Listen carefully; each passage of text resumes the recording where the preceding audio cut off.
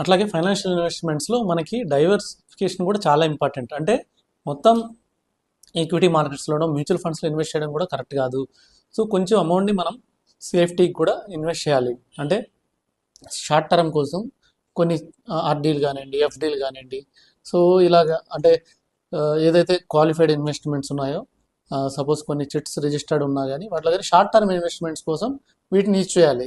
Only mutual ఫండ్స్ని ఈక్విటీని long term కోసమే invest చేయాలి. చాలామంది ఏం చేస్తున్నారంటే షార్ట్ టర్మ్ మనీ కూడా అంటే మీకు 1 year లోపల 6 months లోపల కావాల్సిన వాళ్ళు కూడా మ్యూచువల్ ఫండ్స్కి ఇన్వెస్ట్ చేస్తున్నారు. దీనివల్ల ఏమవుతుందంటే మనకి 1 year లోపల సపోజ్ కోవిడ్ లేకపోతే వార్స్ ఇలా వచ్చినప్పుడు 20-30% మార్కెట్ కరెక్ట్ అయిన రోజులు కూడా ఉన్నాయి. కాబట్టి అలాంటి సిచ్యువేషన్లో మనకి అమౌంట్ ఎమర్జెన్సీ వచ్చినప్పుడు మనం అమౌంట్ని యూజ్ చేయలేము.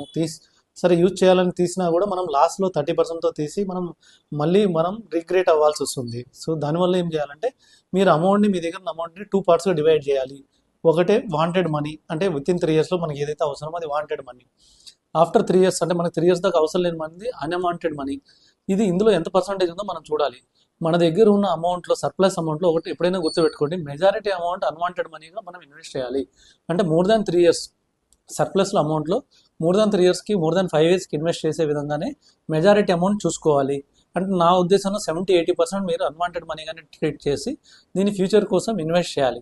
అనదర్ 20-30% మీరు ఏం చేయాలంటే లిక్విడ్ అసెట్స్, అంటే మీ సేవింగ్స్ అకౌంట్ కానివ్వండి, ఒక ఎఫ్డీలు కానివ్వండి, ఒక ఆర్డీలు కానివ్వండి, ఇవి మార్కెట్ కానివ్వండి, వార్క్ కానివ్వండి, లేకపోతే ఎటువంటి కోవిడ్ ఇలాంటి సిచ్యువేషన్స్ కానివ్వండి, ఎటువంటి ఒడిదుడుకులు లోన్ అవ్వవు. దీనివల్ల ఏమవుతుందంటే మీ అమౌంట్ తక్కువ ఫ్లక్చువేట్ అవుతుంది. కాబట్టి మీరు ఇన్ కేస్ ఎమర్జెన్సీ వచ్చినా కూడా మీరు తీసుకోవచ్చు.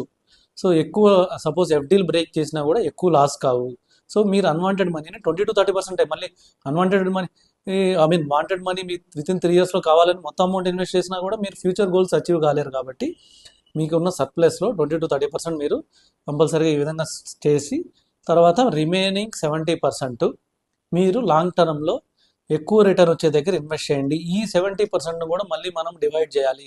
అంటే రిస్క్ మేనేజ్మెంట్కి ఎంత అమౌంట్, అంటే టర్మ్ ప్లాన్ ప్రీమియం కానివ్వండి, హెల్త్ ప్లాన్ ప్రీమియం కానివ్వండి, లేకపోతే యాక్సిడెంటల్ రైడర్ కానివ్వండి, క్రిటికల్ ఇల్నెస్ రైడర్ కానీ ఎంత ఇన్వెస్ట్ చేయాలి, ఇది ఒక పార్ట్. రిమైనింగ్ అమౌంట్ ఎంతైతే ఇన్వెస్ట్ చేసేయాలో మొత్తం మీరు మ్యూచువల్ ఫండ్లో కానీ ఈక్విటీలో కానీ ఇన్వెస్ట్ చేయడం వల్ల మీ గోల్స్ కంపల్సరిగా మీరు ఎక్కువ ఫాస్ట్గా రీచ్ అవుతారు.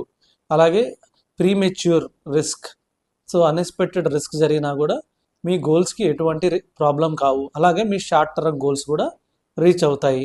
దీనివల్ల మీ ఫైనాన్షియల్ ప్లానింగ్ పర్ఫెక్ట్గా ప్లాన్ అవుతుంది. Thank you.